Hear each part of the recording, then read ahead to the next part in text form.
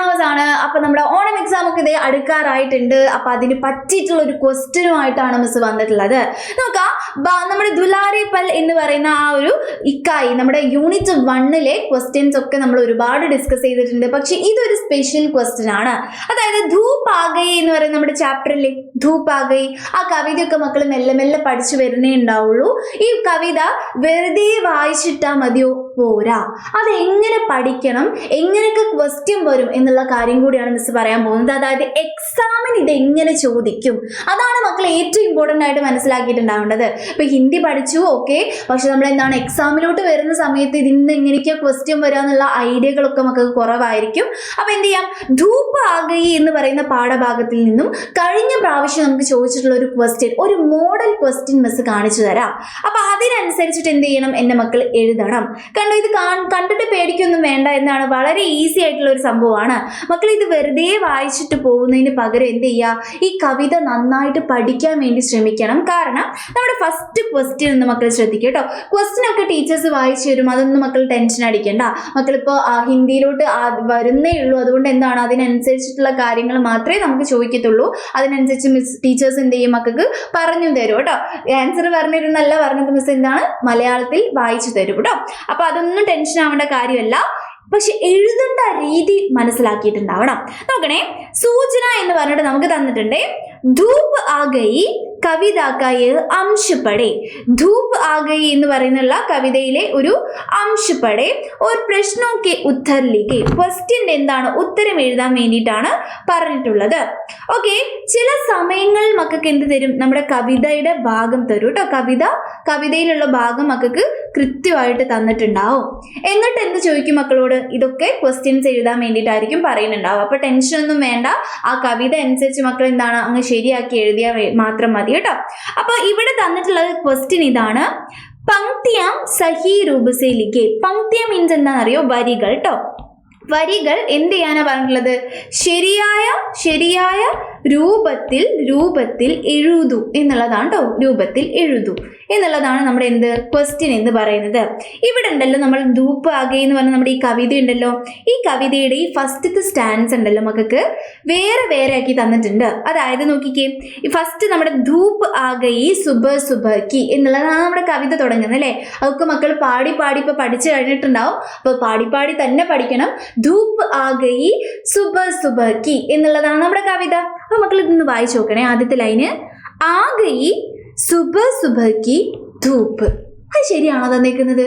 അല്ല. മക്കളോട് ക്വസ്റ്റ്യൻ എന്താ ചോദിച്ചേക്കുന്നത്, ഈ വരികള് ശരിയായ രൂപത്തിൽ എഴുതൂ എന്നാണ് ചോദിച്ചിട്ടുള്ളത്. അതായത് ആ കവിതയ്ക്ക് അനുസരിച്ച് കവിതയുടെ ശരിയായിട്ടുള്ള രൂപം മക്കൾ എന്ത് ചെയ്യണം, ഇത് തെറ്റിച്ചാ തന്നേക്കുന്നത്, മക്കളത് ശരിയാക്കിയിട്ട് എഴുതണം. എക്സാമ്പിൾ മിസ് പറയുവാണെങ്കിൽ ഈ ലൈന് മക്കൾ എങ്ങനെ എഴുതണം നോക്കാം. ധൂപ് ആ ഗയി നമ്മൾ അങ്ങനെയല്ല പഠിച്ചത്. നമ്മുടെ കവിതയില് ധൂപ് ആ ഗയി സുബഹ് കി എന്നുള്ളത് മക്കൾ എഴുതുന്നു. സുബഹ് കി. യെസ്. എന്നിട്ട് അതേപോലെ എന്ത് ചെയ്യണം, ഈ ലൈൻസ് ഒക്കെ മക്കൾ എടുത്തെഴുതണം ശരിയായിട്ടുള്ള രീതിയിൽ. അപ്പൊ അതിന് എന്തറിഞ്ഞിട്ടുണ്ടാവണം, കവിത അറിഞ്ഞിട്ടുണ്ടാവണം. അപ്പൊ അതാണ് മിസ് പറഞ്ഞത്, വെറുതെ വായിച്ചിട്ട് പോകലല്ല, ഈ കവിത കൃത്യമായിട്ട് പഠിച്ചിട്ടുണ്ടാവണം. എന്നാലേ ഇങ്ങനത്തെ ക്വസ്റ്റ്യൻ നമുക്ക് എന്ത് ചെയ്യാൻ പറ്റുള്ളൂ, ആൻസർ എഴുതാൻ പറ്റുള്ളൂ. വരികൾ തെറ്റിച്ചിട്ടായിരിക്കും തരിക. അത് നമുക്ക് ഏത് പാഠത്തുനിന്ന് വേണമെങ്കിലും തരാം. കവിത വരുന്ന ഏത് പാഠം ആവട്ടെ, മക്കൾക്ക് വരികൾ തെറ്റിച്ച് എഴുതാൻ വേണ്ടി തരും. അപ്പൊ അത് ടെൻഷൻ ആവേണ്ട, കവിത കൃത്യമായിട്ട് ഒരു ഏകദേശം ഐഡിയക്ക് മക്കൾ പഠിച്ചു വെച്ചാൽ മതി. സ്പെല്ലിംഗ് മിസ്റ്റേക്ക് ഒന്നും ഉണ്ടാവേണ്ട ഒരു പ്രശ്നേ ഇല്ല. കാരണം എന്താണ്, നമുക്ക് ഇവിടെ തന്നെ തന്നിട്ടുണ്ട് ലൈൻസ് ഒക്കെ, അത് അങ്ങോട്ടും ഇങ്ങോട്ടും മാറ്റി എഴുതേണ്ട പ്രശ്നം മാത്രമേ ഉള്ളൂ. അപ്പൊ ധൂപ് ആ ഗയി സുബഹ് കി എന്ന് നമ്മൾ എഴുതിയല്ലേ, അതേപോലെ മക്കൾ എന്ത് ചെയ്യണം, ഇതൊക്കെ കൃത്യമായിട്ട് ഈ ലൈൻസ് ആലോചിച്ചിട്ട് ഇത് എഴുതണം. അടുത്ത എന്താണ്, കലിയാം പ്യാരി മെഹക്കി അല്ലേ. അപ്പൊ നോക്കിക്കേ, ഇവിടെ മക്കൾ എന്ത് ചെയ്യുന്നു, ആദ്യം കലിയാം എന്ന് എഴുതുന്നു, കലിയാം. പിന്നെന്താണ്, പ്യാരി നോക്കിക്കേ, പ്യാരി എന്ത് ചെയ്തു, മെഹക്കി എന്നുള്ള സംഭവത്തിലോട്ട് എത്തുന്നു. അത് നമ്മൾ എന്ത് ചെയ്യുന്നു, മാറ്റി എഴുതുന്നു. അതേപോലെ തന്നെ ഇവിടെ എന്താണ് നെക്സ്റ്റ്, കലിയാം ക്യാരിയിലെ അങ്ങനെയല്ലേ നമ്മൾ പഠിച്ചിട്ടുണ്ടായിരുന്നത്. ക്യാരി എന്ത് ചെയ്തിട്ടുണ്ട്, മെഹക്കി എന്നുള്ളത് നമ്മൾ പഠിച്ചിട്ടുണ്ട്, അതും നമ്മൾ എഴുതി. അതേപോലെ ലാസ്റ്റ് ലൈൻ എങ്ങനെയായിരുന്നു വരുന്നത്, കലിയാം എങ്ങനെയാണ്, ഇത്തനി സാരി എന്ത് ചെയ്തു, മെഹക്കി എന്നുള്ളത്. അപ്പൊ ഇതൊക്കെ എന്ത് ചെയ്യണം, എൻ്റെ മക്കൾ കൃത്യമായിട്ട് എഴുതിയെടുക്കുന്നു. സിമ്പിൾ. അപ്പോൾ ഇത് എന്താ ഓർഡർ അല്ലാതെ മക്കൾക്ക് തരും, അത് മക്കളോട് ഓർഡർ ആക്കി എഴുതാൻ വേണ്ടി പറയും. അങ്ങനെയാണ് കവിതയിൽ നിന്നും മക്കൾക്ക് മിക്കവാറും ക്വസ്റ്റ്യൻ വരാൻ ചാൻസ്. അതുകൊണ്ട് കൃത്യമായിട്ട് പഠിക്കാം. അപ്പൊ ഇങ്ങനത്തെ ക്വസ്റ്റ്യൻ വന്ന എന്റെ മക്കൾ എഴുതത്തില്ലേ? അപ്പൊ ടെൻഷൻ ആവരുത്. ഇനിയിപ്പോ അഥവാ അതിന്റെ ഓർഡർ കിട്ടിയിട്ടില്ലെങ്കിൽ മക്കൾ അത് അറ്റൻഡ് ചെയ്യണം. അതാണ് മെയിൻ കാര്യം കേട്ടോ. ഇത് അങ്ങോട്ടും ഇങ്ങോട്ടും തെറ്റിയാലും സാരമില്ല, എല്ലാ ലൈൻസും മക്കൾ എഴുതാനെങ്കിലും ശ്രമിക്കണം. നിങ്ങളുടെ എഴുത്തും കൂടി നോക്കുന്നതാണ് നമ്മുടെ 5ാം ക്ലാസ്സിലെ ഹിന്ദി എക്സാം എന്ന് പറയുന്നത്. നിങ്ങൾക്ക് എത്രത്തോളം അതിനെക്കുറിച്ചുള്ള നോളജ് ഉണ്ട് എന്നുള്ളതല്ല, നിങ്ങൾ എഴുതുന്നുണ്ടോ, കൃത്യമായിട്ട് അക്ഷരം എഴുതുന്നുണ്ടോ, അതും കൂടി നമ്മൾ നോക്കുക കേട്ടോ. അപ്പോൾ അത് എഴുതിയെടുക്കാനുള്ള ശ്രമമെങ്കിലും മക്കൾ നടത്തണം കേട്ടോ. അത്രയേ ഉള്ളൂ മിസ് പറയുന്നത്. അടുത്ത നോക്കിക്കേ, ക്യാ ക്യാ മെഹക്ക് രഹി ഹേ. മെഹക്കന എന്ന് വെച്ചാൽ മണക്കുക ആണ്. നമ്മൾ അർത്ഥം പഠിച്ചിട്ടുണ്ട് അല്ലെ. എന്തൊക്കെയാണ് മണക്കുന്നത് എന്നുള്ളതാണ്. എന്തൊക്കെയാണ്, ഓക്കെ, എന്താണ് മണക്കുന്നത് എന്നുള്ളതാണ്. നമ്മൾ ആ പാഠം പഠിച്ചപ്പോൾ തന്നെ നമുക്കറിയാം എന്താണ് മണക്കുന്നത്. അവിടെ ഓക്കെ, നമ്മൾ ഒരുപാട് കുഞ്ഞു കുഞ്ഞു പൂമുട്ടുകൾ വളർന്നു വരുന്നുണ്ട് അല്ലേ. അപ്പൊ പൂമുട്ടാണ് എന്ത് ചെയ്യുന്നത്, മണക്കുന്നത്. നല്ല പൂമുട്ടിന്റെ സുഗന്ധം ഉണ്ട് എന്നാണ് നമ്മൾ പറഞ്ഞിട്ടുണ്ടായിരുന്നത്. പൂമുട്ടിന് നമ്മൾ എന്തായിരുന്നു പറഞ്ഞിട്ടുണ്ടായിരുന്നത്? കലിയാം. ഇതാണ് നമ്മൾ പൂമുട്ട് എന്ന് പറഞ്ഞിട്ട് നമ്മൾ പഠിച്ചിട്ടുണ്ടായിരുന്നു അല്ലേ. ഓക്കെ, അത് നമുക്കറിയാം. അപ്പൊ ഇവിടെ മക്കൾക്ക് എന്താണ് മണക്കുന്നത് എന്ന് ചോദിച്ച സമയത്ത് കുറച്ച് ഓപ്ഷൻസ് തന്നിട്ടുണ്ട്. മക്കൾ സ്വന്തമായിട്ട് ഇവിടെ എഴുതേണ്ട ആവശ്യമേ ഇല്ല എന്നുള്ളതാണ്. ക്വസ്റ്റ്യൻ മനസ്സിലാക്കുക, എന്നിട്ട് എന്ത് ചെയ്യുക, എടുത്തെഴുതേണ്ട പ്രശ്നം മാത്രമേ ഉള്ളൂ കേട്ടോ. കലിയാം എന്ന് തന്നിട്ടുണ്ട്.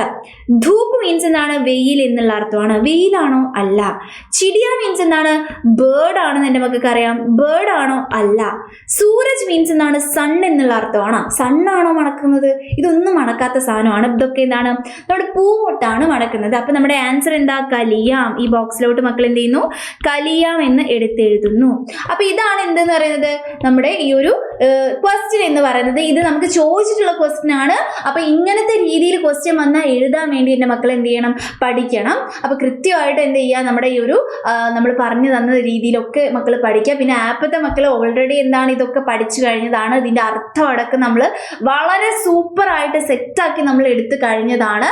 അപ്പൊ എന്താണ്, നമ്മുടെ മൺസൂൺ ഓഫറിന്റെ കാര്യമൊക്കെ മക്കൾ അറിഞ്ഞിട്ടുണ്ടാവും. ഇന്ന് അത് അവസാനിക്കാൻ വേണ്ടി പോവുകയാണ്. അപ്പൊ ഇതുവരെ ചേരാത്ത ആരെങ്കിലും ഉണ്ടെങ്കിൽ വേഗം തന്നെ എന്ത് ചെയ്യണം? ചേരാൻ വേണ്ടി നോക്കണം കേട്ടോ. നമ്മുടെ മൺസൂൺ ഓഫർ ഒക്കെ കഴിയുവാണ്. അപ്പം ഇനി മൺസൂൺ ഓഫർ കഴിഞ്ഞാലും സാരമില്ല, മക്കൾ എന്ത് ചെയ്യുക? ചേരാൻ വേണ്ടി നോക്കുക. കാരണം ഓണം എക്സാം എന്താണ്? ഓണം എക്സാം നമുക്ക് വരാറായിട്ടുണ്ട്. ഓണം എക്സാമിന് ഇത് പഠിക്കുക എന്നുള്ളത് വളരെ ഇമ്പോർട്ടൻ്റ് ആയിട്ടുള്ള കാര്യമാണ് കേട്ടോ. അപ്പൊ എന്ത് ചെയ്യുക, ഇതേപോലുള്ള ഒരുപാട് കാര്യങ്ങളായിട്ട് മിസ് ഇനിയും വരും. നന്നായിട്ട് പഠിക്കാൻ വേണ്ടി ശ്രമിക്കുക. ഹിന്ദിയാണ് കുറച്ച് ബുദ്ധിമുട്ടാണ്. അപ്പൊ അതിനനുസരിച്ച് എന്ത് ചെയ്യണം?